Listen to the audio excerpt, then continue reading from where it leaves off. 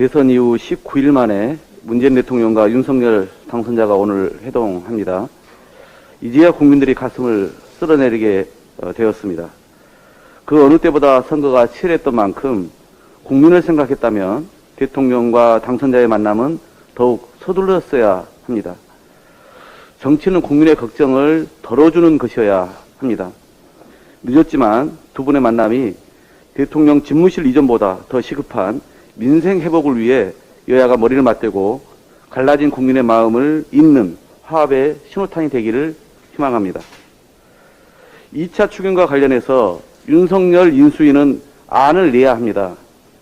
홍남기 기획재정부 장관이 2차 추경 불가 방침을 밝혔다는 소식이 있었습니다. 코로나로 인해서 고통받는 민생보다 나라 국가를 먼저 생각하는 경제 관료의 고질적인 문제입니다. 국민들께 정말 송구스럽습니다. 기재부가 국채 발행에 부정적인 윤석열 당선자와 손뼉을 맞추며 그 등 뒤에 숨으려는 것은 아닌지 의심스럽습니다. 지출 구조 조정만으로는 윤 당선자가 주장하는 50조 원 가량의 추경 재원 마련은 불가능합니다. 추가 국채 발행이 불가피한 것이죠. 국채 발행을 최소화하자는 윤석열 당선인의 말은 국채 발행이 가능한 만큼만 추경하겠다는 말과 다르지 않습니다. 그래서 벌써부터 윤석열 정부는 출범하면 추경 규모가 반토막 날 거라는 이야기가 돌고 있습니다. 윤석열 당선자에게 진정으로 추경의 의지가 있다면 인수위는 그 내역과 규모, 재원 방안을 국민들께 제시해야 합니다. 인수위 안을 놓고 여야 원내대표가 머리를 맞대 협의하고 대안을 마련해야 인수위의 눈치를 보고 있는 기재부를 설득할 수 있을 겁니다.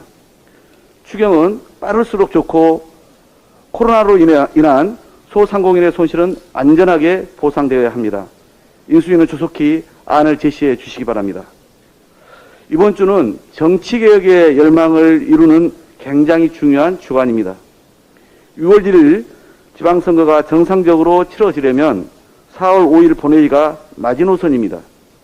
국회 정치개혁특별위원회의 공전은 이번 주로 끝내야 합니다. 이제 결정해야 할 시간입니다.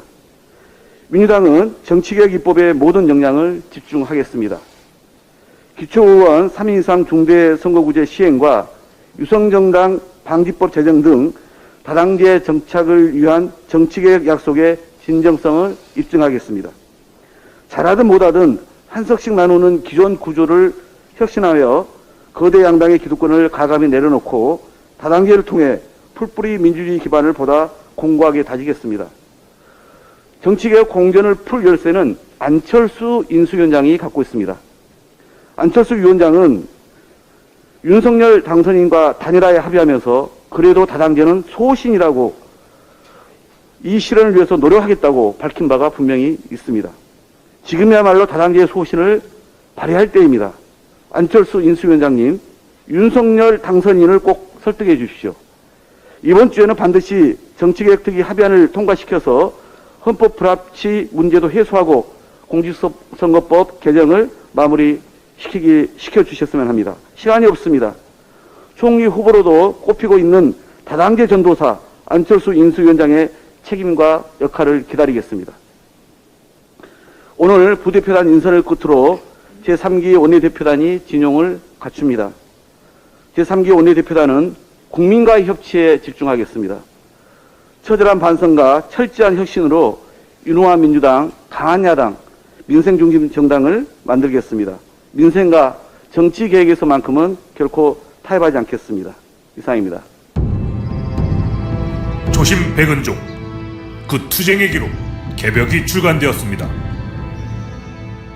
개벽은 이명박이 대통령으로 당선된 직후부터 시작되어 구속되기까지의 여정을 기록한 안티 이명박 투쟁의 역사입니다.